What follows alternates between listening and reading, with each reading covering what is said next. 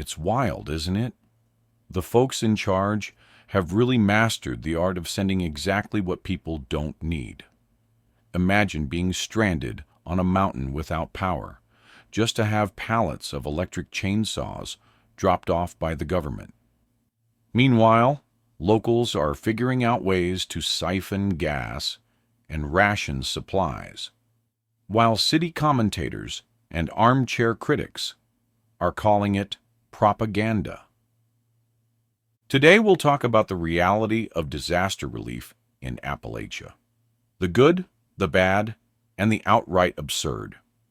You'll hear about locals teaming up to keep each other safe, making do with whatever they can get, and how, in the face of frustration, they're met with some hilariously out-of-touch advice. Buckle up, folks, because if there's one thing this story's got, it's proof that sometimes the most helpful solutions are anything but helpful. Let's dive in. So, the way folks came together to help each other after the storm, it was a sight to see. You had people jumping into action to rescue those trapped airdropping supplies, clearing roads with whatever they could find, and cooking meals for neighbors who'd lost everything. It was one of those rare moments that renews your hope in humanity. But then I saw the reactions from people online, completely clueless, sitting comfortably far away, and it was downright revolting. Let's get something straight. The ones running their mouths aren't even from Appalachia. They've got no clue what it's like out here. Take Little Switzerland, North Carolina. A guy posted a photo of a National Guard helicopter finally dropping off a few essentials. But then, they were told that was it. The choppers were needed back in Florida, and even private donations were cut off. Meanwhile, this community had been scraping by on civilian donations and doing what they could for over a week. Almost 2 weeks since Helen smashed the Carolinas, and Appalachia was once again on its own. 300 people took refuge in a run-down travel lodge after roads washed away, leaving a sheer 200-foot drop where access used to be. Hikers became the only lifeline, trekking in with supplies. Helicopters eventually came with some insulin and food, but even those were privately arranged donations. And while they're patching things together with duct tape and grit, dozens of families are still unreachable, isolated by damage so severe even aid can't get to them. The guy who posted about this fiasco was clear. People up in Little Switzerland, North Carolina, rarely see a shred of government aid. This is a rugged, unincorporated area in McDowell and Mitchell counties, 3,500 feet up, nestled just north of Asheville. So, when a Chinook finally arrived with relief supplies, folks expected something useful. What did they get?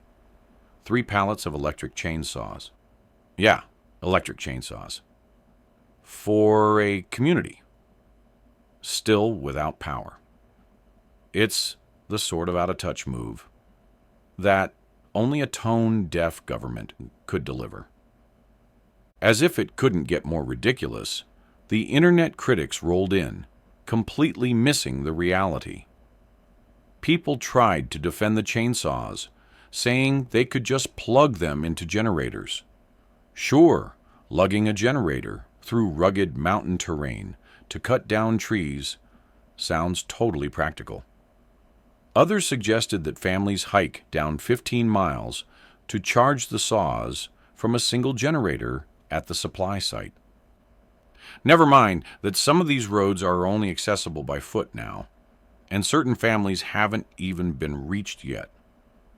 The government's idea of help was handing out tools that work for half an hour, at best before needing another charge. But hey, in some cubicle, someone must have thought, this'll work. It's been over a week, and families are still stranded in remote mountain areas, out of reach because the roads are wrecked.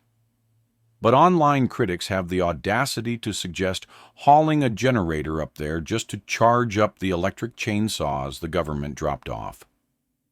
These folks claimed that the electric saws are better for the environment and more fuel efficient, as if anyone up here cares about emissions when there's debris everywhere and people still waiting for help. The reality? This community knows how to handle tough situations. They've got gas on hand, from siphoning cars and running electric pumps, and private donors even sent cans of pre-mixed chainsaw fuel. Much easier to carry than a battery that dies after 30 minutes of use. And as one local put it, those fuel cans can go the distance, unlike the electric chainsaws that showed up with one charge to their name. Sure, some people may think this community can't handle mixing oil for a gas-powered saw, but guess what? Those gas-powered saws are what everyone here uses because they get the job done. When massive trees are down all over, those little electric chainsaws are about as helpful as Biden's promises. When disaster hits, you'd think people could skip the armchair quarterbacking. But some folks can't resist, like this guy, Ryan Macbeth, who's never even set foot in Western North or South Carolina. After a local posted a photo of pallets of quote-unquote government relief, if you can call it that, and powered a single lamp with a generator to snap a picture, people online had a field day. Just plug the tools in if you have power, they said, or stop complaining, you're getting free tools. It's the kind of tone-deaf response we've come to expect from those who aren't living it. So Macbeth, apparently an expert on everything, chimes in, calling it all propaganda. According to him, if there's a light on in the background, then clearly the whole community has power, right? He even likened the post to Russian disinformation tactics, as if struggling locals are part of some covert agenda. I'm sorry, but that's the kind of nonsense that only comes from people who are completely out of touch. This is real life for folks here. They're not playing some social media game or crafting narratives for clicks. Just because one building has a generator doesn't mean the community has power or resources. 2 weeks after the storm, countless homes are still dark, and whole areas are unreachable. But sure, let's pretend a single generator in one building means everyone's fine. It's the same kind of tone-deaf, out-of-touch attitude we see from Biden, Harris, and their allies every time they make promises they can't keep. Reality on the ground here is rugged and raw. People are just trying to survive and rebuild. But some outsider can't resist showing up to tell us how we're doing it wrong. Thanks, Macbeth. Nothing like a lecture from someone who's thousands of miles away, sipping coffee while locals dig through flood damage. Let's get something straight. Just because one distribution center has a generator doesn't mean the whole community is suddenly basking in power. Locals cobbled together a generator for that center to get the bare essentials going. But the idea that this one generator magically powers a community still without basic resources is just absurd. And electric saws, sure, they're better than nothing.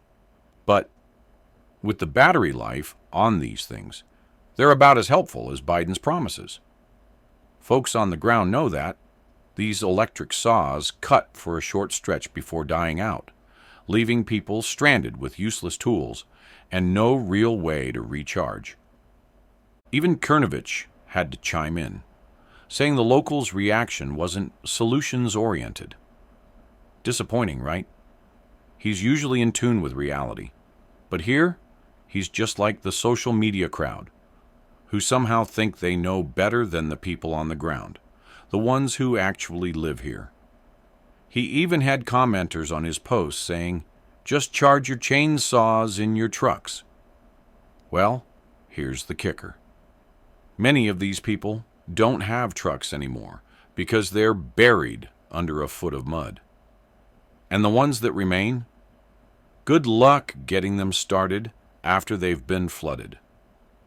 It's easy to spout solutions from a comfy couch in the city, but down here, where people are facing real hardships, that tone-deaf commentary doesn't help. These folks are out there with their own gas-powered tools, clearing debris, rebuilding roads, and finding ways to keep moving forward. But somehow, you still get the no-betters from the city, thinking the people out here in Appalachia are a bunch of clueless hillbillies. Funny, isn't it? These so-called experts act like they know more about surviving out here than the people who've done it for generations.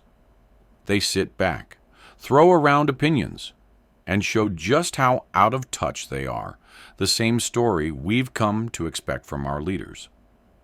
So, here we are, another government rescue that leaves folks worse off than before. Take a moment to let this sink in.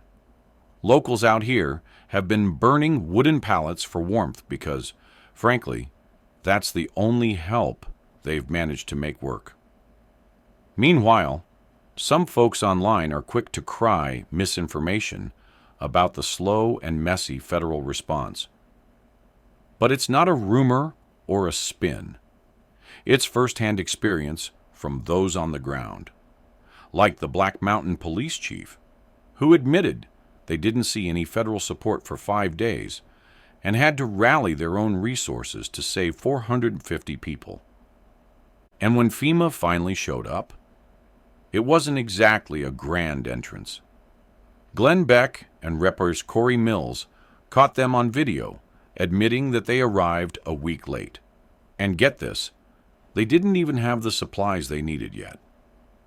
Their advice: locals should check the FEMA location on the news. This is a real gem of government logic, considering most of the affected people don't even have power or working TVs. And their other suggestion? Just charge up your phone in one of those missing or flooded out cars so you can access the FEMA app. Absolutely mind-boggling. Now, FEMA's taken over our landfills, tossing around red tape like it's confetti. They're dictating when and how people can dispose of storm debris.